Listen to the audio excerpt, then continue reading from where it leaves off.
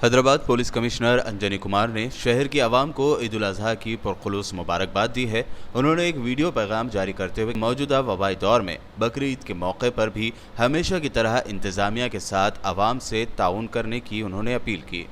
माहौल अभी कोई बहुत बदला नहीं है रमज़ान के महीने से।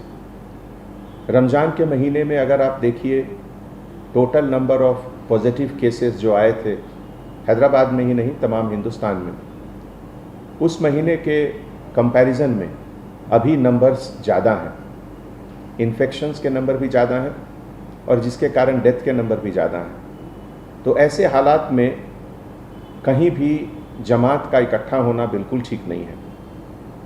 जैसा कि आप लोगों ने वर्ल्ड हेल्थ ऑर्गेनाइजेशन के गाइडलाइंस पढ़े होंगे, Indian council for medical research ICMR के तरफ से जो लगातार गाइडलाइंस निकलते रहती हैं, उसमें भी इसका जिक्र है कि किसी भी तरह का रिलीजियस गैदरिंग किसी भी मज़हब का वो बिल्कुल ठीक नहीं है अभी। और वही एक ऐसा मौका है जहां ये वायरस जहां अभी तक नहीं गया वहां भी जा सकता है एक दूसरे के ट्रांसमिशन से। तो ऐसे माहौल में किसी भी तरह का गैदरिंग बाहर बिल्कुल उचित नहीं है। और मैं आप सबों से हाथ जोड़कर गुजारिश करता हूं कि आज की तारीख में अगर सबसे ज़रूरी चीज़ कुछ है तो आपका ज़िंदगी, आपका जीवन, आप स्वस्थ रहें, आप हेल्दी रहें, इससे ज़्यादा ज़रूरी कोई चीज़ नहीं है। और सिटी पुलिस के तरफ से मुझे बहुत खुशी होगी कि अगर आप सभी को ये समझाएं कि ऐसे मौके पे अभी जो एहतियात रमज़ान में सब लोगों ने दिखाए थे वही अभी बकरीद में भी रखें।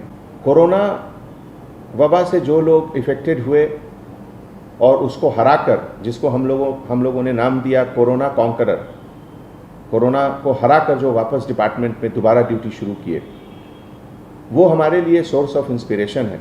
उनका कॉन्फिडेंस हमारे लिए, हम सब के लिए एक मिसाल है।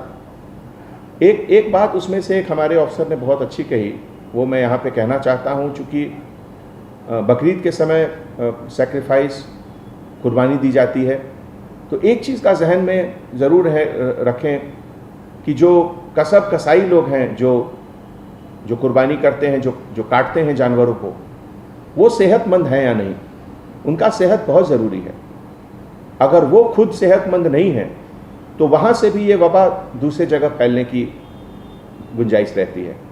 तो मैं आप सबसे गुजारिश करता हूँ कि जहाँ से भी आप लोग जा रहे हैं गोश्त लाने, एक बार उसका भी ध्यान रखें कि जो कसाई लोग हैं उनका हेल्थ बहुत ज़रूरी है पूरे सोसाइटी के लिए, बहुत ज़रूरी, बहुत सबक मिलता है।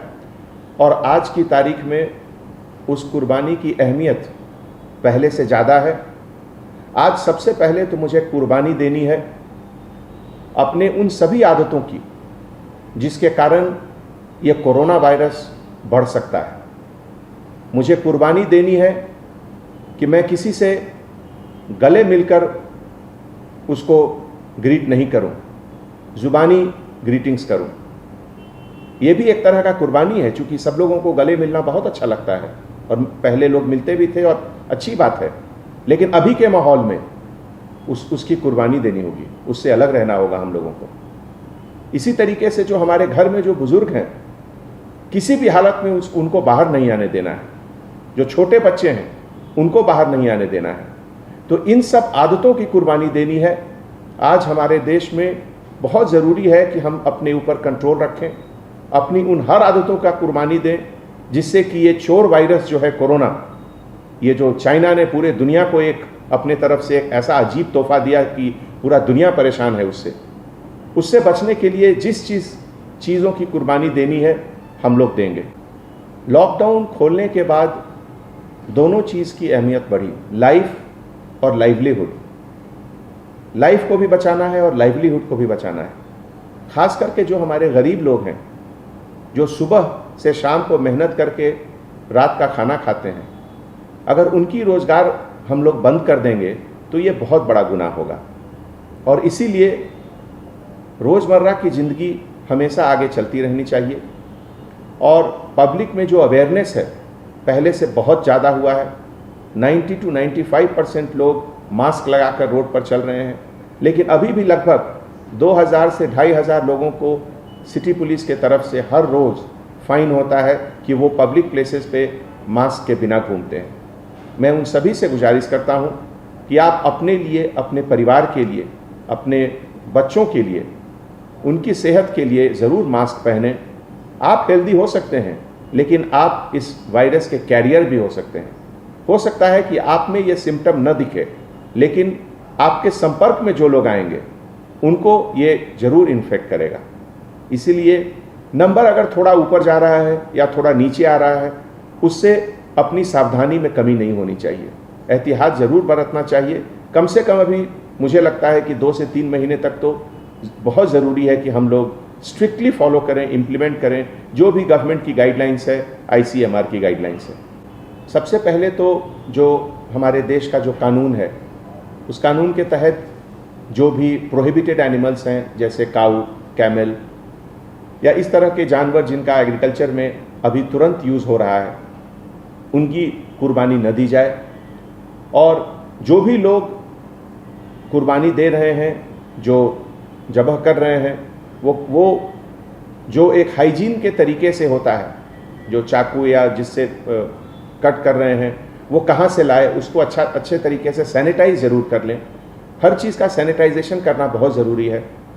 एक बहुत अच्छा सिलसिला है बकरीद में कि लोग गरीबों को देते हैं, अपने पड़ोसियों को देते हैं गोश्त। उसमें भी थोड़ा सावधानी बरतें कि अगर एक जगह से कहीं इन्फेक्टेड गोश्त बाहर निकल गया तो वो बहुत लोगों को इन्फेक्ट कर सकता है। इसीलिए हमने पहले गुजारिश की थी कि जो कसब लोग हैं उनका हेल्थ बहुत इम्पॉर्टेंट है, कि वो स्वस्थ हैं, वो कैसे हैं। और घर में जो भी लोग कटिंग कर रहे हैं, उनका हाथ साफ रहना चाहिए। जहाँ तक संभव हो हाथ में दस्ताने पहन लें, ग्लव्स पहन लें, और उसके बाद ज़बह करें तो बेहतर होगा। जो हमारे बुज़ुर्ग हैं, हमारे इस्लामिक स्कॉलर हैं, जो हमारे आलिम हैं, उनसे मैं दरख्वास्त करता हूँ कि कुछ रास्ता निकालें, कुछ सोचें। क्या 2 ईद की नमाज एक वक्त में हो सकती है क्या? इस तरह का कुछ सिलसिला अगर सोचकर वो कुछ निकालेंगे तो इसमें सबकी भलाई है, सभी के हेल्थ के लिए, सभी के ये वबा से बचने के लिए थोड़ा मदद मिलेगा। ये हमारी एक अपील है, हमारी गुजारिश है।